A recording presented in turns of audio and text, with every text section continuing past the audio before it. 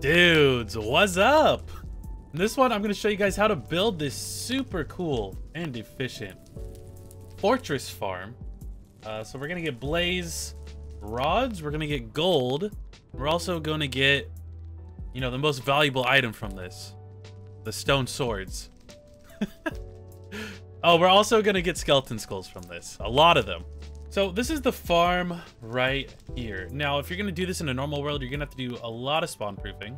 I built this in a skyblock, so it's the spawn proofing I didn't have to do. But essentially all the mobs spawn on this platform. The flying machines push them all into the edge right here. Once they all get pushed into this little crevasse, this flying machine that's down there actually pushes them along and down into the kill chamber or the kill area down below. But yeah, the flying machines push all the mobs into the middle here, and all of them get pushed down here. And normally you're supposed to be down here killing them with the sword so you can actually get the wither skeleton skulls. So I'll go ahead and pop down here and show you how you would use this farm. So they'd all fall down here, you'd come in here and you'd swipe at all of the mobs. Now the types of drops you're gonna get are blaze rods, coal, bone, stone swords, gold, rotten flesh, and wither skeleton skulls, which are the real treasure here. So this farm is actually really simple, but that does not mean it's easy to build. Now, if you're gonna do this in a normal world, before you actually spawn proof, I would recommend building everything else and then doing the spawn proofing last, so there isn't just mobs spawning on the platform. You also need to do it within the bounding box of a nether fortress. So if I turn on the bounding box of this nether fortress, you can see here this is where the nether fortress used to be before it was erased for the Skyblock map. Anywhere within these crossroads right here, you can put any block and a wither skeleton will spawn. Within the bigger bounding box, like this, like where I built mine, you're gonna need to use the nether brick, which is this purpley reddish brick that you find in nether fortresses, and that will spawn the wither skeletons. It'll also spawn the blaze, magma cubes, and the zombified piglins. So I have a lot of room and I could expand this if I wanted. I could make it a lot longer this way and build it out this way. I just have to add in more flying machines, make this flying machine go a little bit further to actually pick all of them up and then push them into the corner here. Now, the first thing you want to do is build this platform. Each of these flying machines can only be 10 long because I wanted their edges to be flat. So making it an increment of 10 would probably be best. So I made mine 30 long.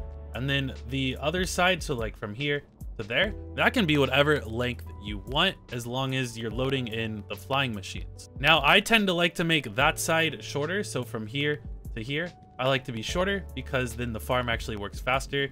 Then all the mobs get down to me faster, I can get rid of them faster, and then more can spawn in. Now, these flying machines are a little weird, right? I wanted them to be flat on both ends so that we could actually push things around efficiently both ways.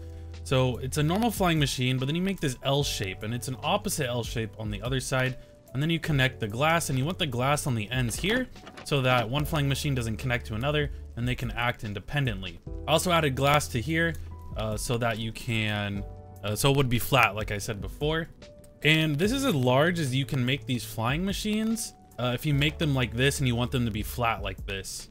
So you make the flying machines, then you make the return stations like this that make the flying machines go back and forth, pushing everything to the end. Then you need an immovable block down here, which I wanted to use this crying obsidian just because it looks really cool.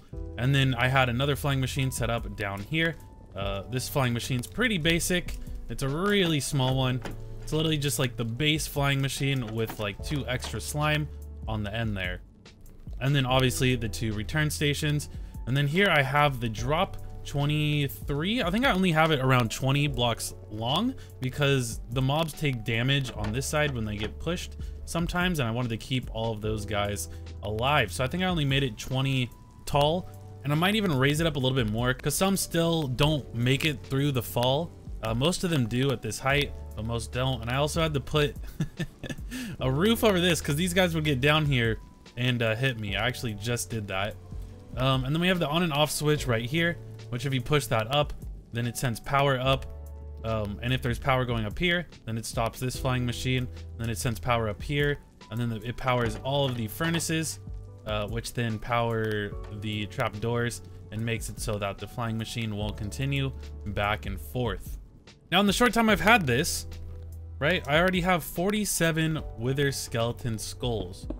So that is a lot of withers that we can make with these wither skeleton skulls. I can also expand it and make it faster, which I probably will, because I want this thing to be an absolute beast. And I also want to add a automatic sorting system to the bottom here. So that's going to be a project in itself. But as I said, you can build this in a normal world. You're just going to have to do a ton of spawn proofing and blow up part of the Nether fortress. But it is going to be a lot easier to build in a Skyblock world. Again, I did build this on the stream, so if you guys are hanging out on those, thank you so much. If you guys want to hang out with them, the link to Twitch is down below. Go follow me there, and I'll be streaming this on Twitch more. I hope you enjoyed this one. I'll see you in the next one. Bye-bye.